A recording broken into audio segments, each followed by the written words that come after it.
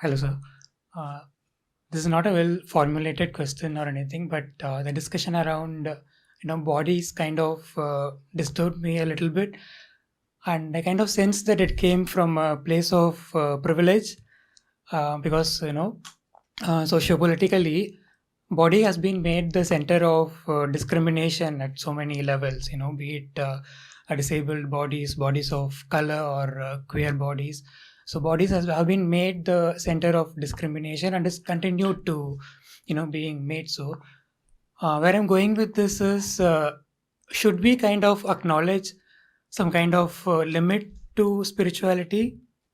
Because can spirituality, show us a way in all walks of life? Even the question that the previous questioner had asked about ghosts and such. Just imagine if I'm a schizophrenic and I'm delusional and I see things that are not really there for anybody else.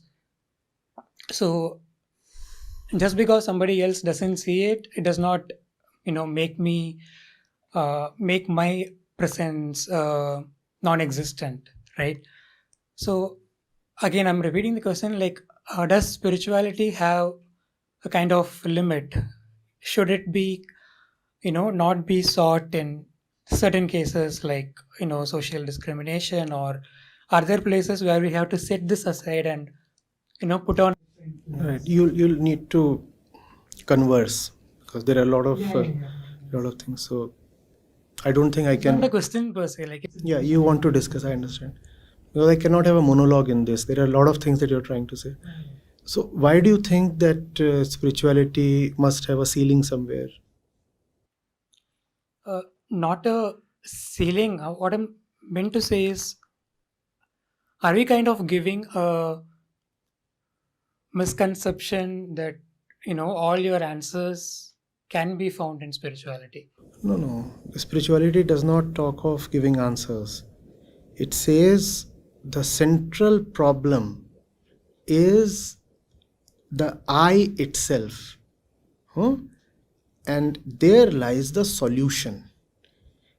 If the I is the problem and the I is drunk and ignorant and it's asking a lot of questions, there is no point giving answers to those questions. In fact, spirituality has very few answers. It has a central solution, no answers. Of what use is an answer if it keeps the questioner alive? You give one answer, he'll come up with 4 more questions. A solution is something that dissolves the questioner. The questioner is the false I. The false I. And if that false I can go away, all kinds of things that make us suffer just disappear. That's spirituality. I think then my question would be, can everyone afford to be spiritual? How do you afford to not to be spiritual? Because if you're not spiritual, then you are making a mistake at the very first step of your existence. No, the discussion about the I, right? The questioner, it kind of reminded me of Ramana Maharishi's example. It's kind of, the fire which, the stick which you use to, keep the fire burning, and it finally Burns itself at the out. end. Yeah, But lovely I'm example. talking of, people who are living in a kind of delusional state, therein you can't, like separate this I from the body or I from the mind. Right. So you gave an example. You said that, for example, somebody is, what did you say? Schizophrenic, right? And that fellow is experiencing something, and that experience is very real for that person, right? And you're saying, how does it help? How does spirituality help that person? What apart from spirituality can help that person? The person has to know that the thing is not the truth. Truth is absolute. Absolute meaning 100% objective. Zero subjectivity in it. Or you could say pure subjectivity, in the sense that objects apart from the subject do not exist. Whatever you say. But truth is something that is not relative. We suffer when we take our condition as the truth. when we start seeing that it is something only for me, not only is it only for me, it is in fact rooted in me, then I in fact feel empowered by way of having a choice. If it is to me, then it can also be not to me. But if it's something is absolute, then I have no way of opting out. Please understand. If the temperature in this room is 27 degrees centigrade, there is no way I can experience 32 degrees. Right? Because that's what the temperature is. But if I'm feverish and I'm the only one experiencing a high temperature, then I have a choice. The choice is to get rid of my disease. Spirituality tells you whatever you are experiencing is your own subjective matter. Therefore, you have the power to modify your experiences. And even if you cannot modify your experiences, you can at least have control over your reaction and your attitude to your experiences. Have you heard of John Nash? You remember the movie? A Beautiful Mind? You remember what he used to experience? What was it? He was experiencing all kinds of things. And he was one of the greatest mathematicians in recent times. Game theory. Any mathematics students here? You'd know the importance of Nash. And he was seeing people, he was seeing places, he was seeing that little girl, if I remember correctly. That movie came around a decade back, so I don't read clearly. And how did he used to counter that? You remember that? He used to say, he would be seeing this apparition in front of me. There is this girl and the girl is saying something. So he would look around and try to detect whether others too are looking at her. Something like that? Am I mistaken? Something like that, right? And when he would see that nobody around him is looking at her, he would tell himself, it's only me, it's subjective. And if it's subjective, I give it no importance. I give it no importance and I move on. So spirituality, which is I awareness, is the only way to get rid of all that which infects you, afflicts you. So what else do you do?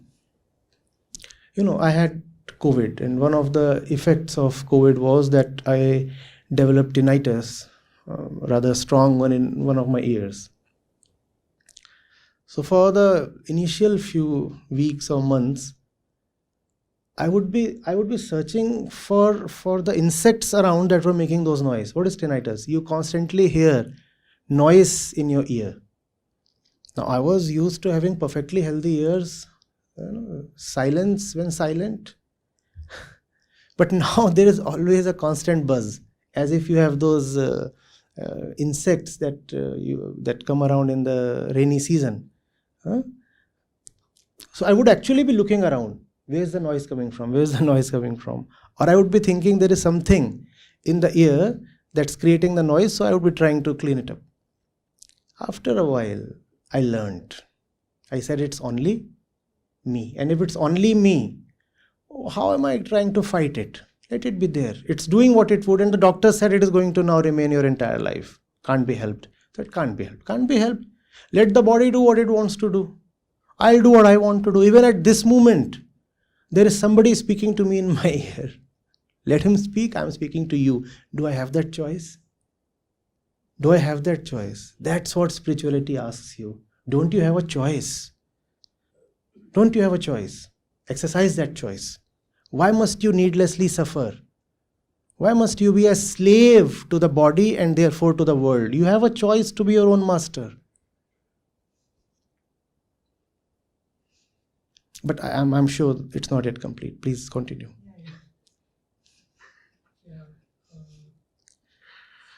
So the question of consent came to my mind when you were, Yes. So yeah, when you are having the ringing in your ear, you're able to say that, like I'm the only one who's hearing it. So I think from the beginning, my question has been on this. So what if someone cannot make this call for themselves? And That's a choice. It's not that you cannot make this call. Spirituality just does not admit the word helplessness. There is no space for this one word. If there is one sin, it is called helplessness. Never say, I never had a choice. You had a choice. You chose not to exercise the choice. Take it upon yourself. Be responsible. But in certain medical situations, the consent falls on the family when the individual is not able to give some consent. That's fine. The individual is then already gone. If the individual is not conscious enough even to give consent, take him as already gone. The choosing agency itself is no more there now. So how do you call the patient even alive? No, are we suspending the judgment here, or like, are we like? No, see, please understand. Would you want to call yourself alive by virtue of the fact that you breathe, you eat? Give a nuanced answer. Or do you call yourself alive when you are conscious? And to be conscious is to have a choice. There's a difference between human beings and animals and vegetables. If a vegetable can grow, you say it's alive, right? If it's not rotting, it's alive. If an animal can move about and breathe and eat, it's alive. But should the same definition be applied to human beings? We are not animals. We are creatures of consciousness. We are alive only if we can know, we can experience, and we can decide. If you can neither know nor experience nor decide, how are you alive? But by that definition, you are going to have a huge problem. By that definition, 99% of the people of the world are already dead. Because we move about, we eat, we do a lot of things. But are we really conscious enough to know and choose? Well, we are not. We run around like automatons. We are very deeply conditioned beings, machines. So we are actually not alive in the truest sense. But it appears at least that we are alive. When that person is there on the deathbed, not having any consciousness, and also the probability of him regaining consciousness runs close to zero, I do not see how we are still calling him as a living person. If I faint now and I'm not able to do anything on my own, am I good enough dead? The probability of your regaining consciousness, that remains to be seen. If I know that you can be brought back, let's say in 6 months, in 1 year, and the cost of bringing you back is not so high that it turns many others unconscious, then I'll want to revive you. Otherwise not. See, let's be very realistic. How can I keep one person alive if keeping that one person alive is tantamount to turning 10 others dead?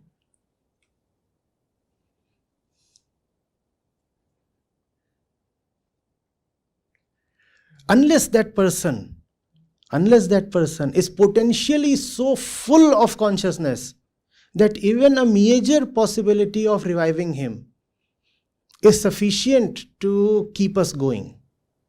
A Buddha, a Krishna, a Christ, if he were on his deathbed, probably it would be fair enough for 20 others to sacrifice their lives to bring him up. But that's a very, very, very unique and impossible kind of case. So let's not discuss that. But again, like I'm leaving more disturbed now because like we have a classic case, the trolley example, the trolley case in philosophy, wherein you kind of judge which life is, like you said, if you can sacrifice 20 lives to save the life of one Buddha, is it morally right? Or so I don't know, like I still cannot agree with you, but I don't want to be more annoying with my. No. I think everybody is enjoying it. Are we not? We are really enjoying this, and it's going deeper and deeper. Please continue. See. Wait. When we say that it is all right to have 20 people go for the sake of one Buddha, I'm talking of 20 lovers. I'm not talking of 20 sacrificial lambs. Is that not clear? I'm saying the nature of the Buddha is such that in love there would be 20 willing to lay down their lives so that the Buddha can be resurrected. Not that I'm purchasing animals from the market and forcefully slaughtering them to somehow revive one VIP. No, that's not what I'm talking of. If I really love you and I know your worth, I lay down my life for your sake. Is that not what love is? That's what I'm talking of.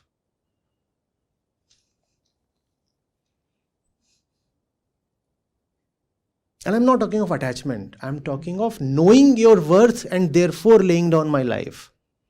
Knowing, knowledge, not attachment. I'll leave the mic for somebody else to take over.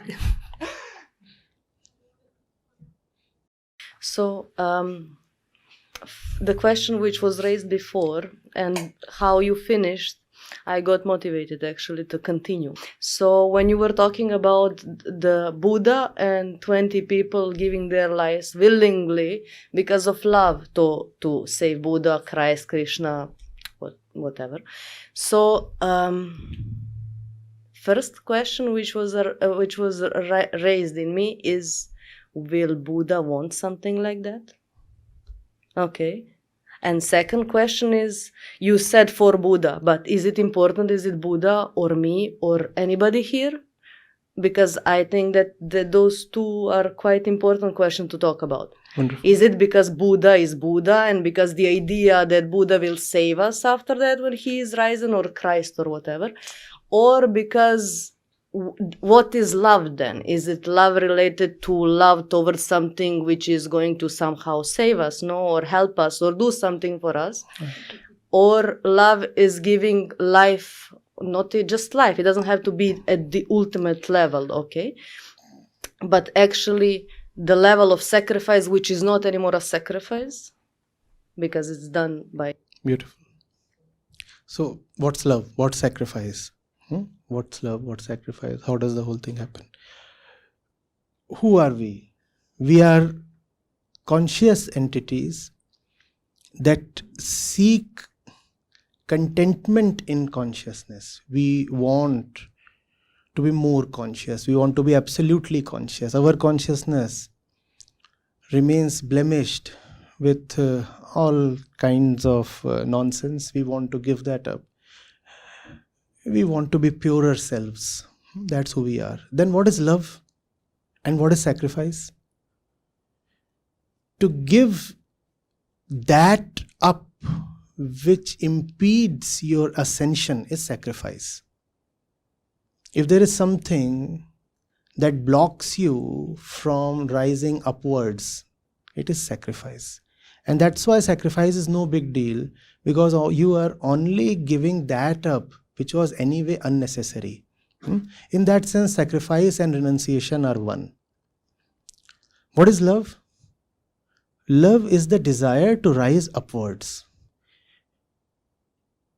And if the desire is not about rising upwards, then it cannot be called as love.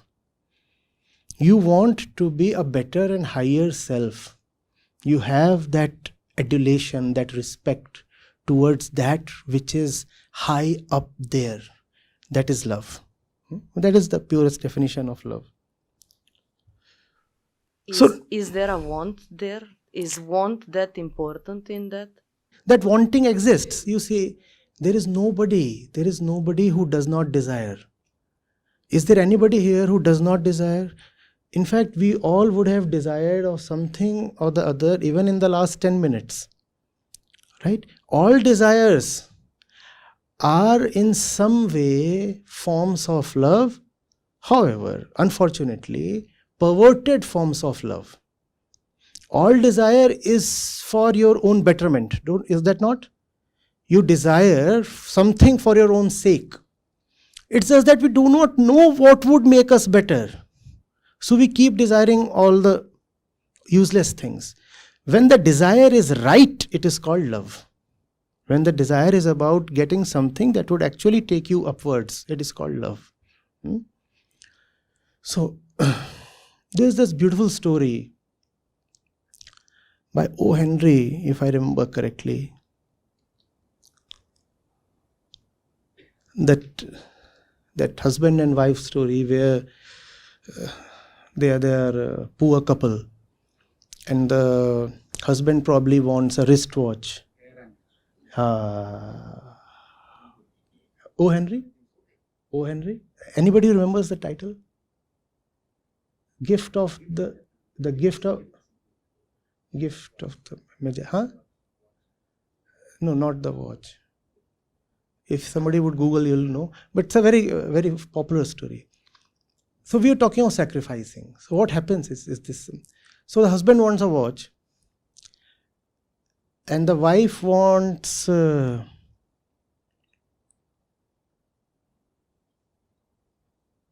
something for her hair. Hair clips. Let's say hair clips. This one. The gift of the Magi. And it's probably Christmas time, right? Christmas time. So they both surprise each other on Christmas Eve. The wife has given away her hair to get the watch for the husband, and the husband has sold off something important, to the watch itself, to get the clips for the wife. That's how sacrifice operates. You do it for the other. You do it for the other, knowing perfectly well that what you're doing for the other would indeed be helpful to the other, wanting nothing in return. So you said, would Buddha want 20 people to lay down their lives for his sake? He won't. In fact, there is a beautiful anecdote from Buddha's life. We do not know whether these things happened or not, but if these stories exist, there's a reason. So the Buddha is going, and there is this butcher taking away a goat for slaughter. And the Buddha tells the butcher, why are you slaughtering the goat? Please leave the goat. The butcher says, but I kill the goat and I make my ends meet. There's certain money to be had. So the Buddha says, how much money? The beggar quotes an amount, the butcher tells an amount. Buddha is not having that kind of thing. So the Buddha says, fine, it's flesh that you would get from this animal, right? The butcher says, yes. So Buddha says, all right, you take that similar weight of flesh from my body and leave the poor animal. Now here you find the one with the highest consciousness prepared to sacrifice himself for an animal with a very low level of consciousness. That's how love operates. Love to the one who is at a low level of consciousness is to aspire for a high level. And love for one sitting on the Himalayan peaks of consciousness is to be compassionate towards those who are at low levels. And for their sake, if needed, lay down your life. The one who is at the lower level needs to lay down his life so that he can be higher. In fact, if you do not lay down your life at the lower level, how will you ever rise higher? You will continue to be existent at the lower levels. So if you are here, then you need to quit your life at this level so that you may rise up. And if you are up, then by the virtue of being up there, you get so much compassion that you are prepared to lay down your life for the ones who are lower down. Now you do not know who must die for whom. Is there a higher and lower level if you're there? If I do not answer this question, why would you remain dissatisfied? Because this question is asked so that you can move to a higher level. The existence of this question itself proves that there indeed is a lower and a higher level. Otherwise, why will you ask a question? Because you mentioned. That does not make it obligatory on you to do anything. No? Does anybody like being lied to? When there is something in front of you, you want to know its truth, right? We all have a natural love for higher levels of consciousness. It's our duty to do justice to that love. We exist for the sake of that love. All this that is happening here, what is this? This is an exercise in love. Love not in the sense that, you there are loving a mortal person here or vice versa. Love in the sense that we are sitting here to raise ourselves up. And that is what is called the action of love. To raise yourself up. I am attracted towards the highest. That's called love. And therefore, all attraction towards anything other than the highest is not love. We may call it as love, but it is not love. So, example, if you say, I love chicken, that's not love. Even the love that we exhibit towards, most of that we exhibit towards our families, our girlfriends, boyfriends, or this or that, that's hardly love. Because that hardly ever amounts to a rise in consciousness.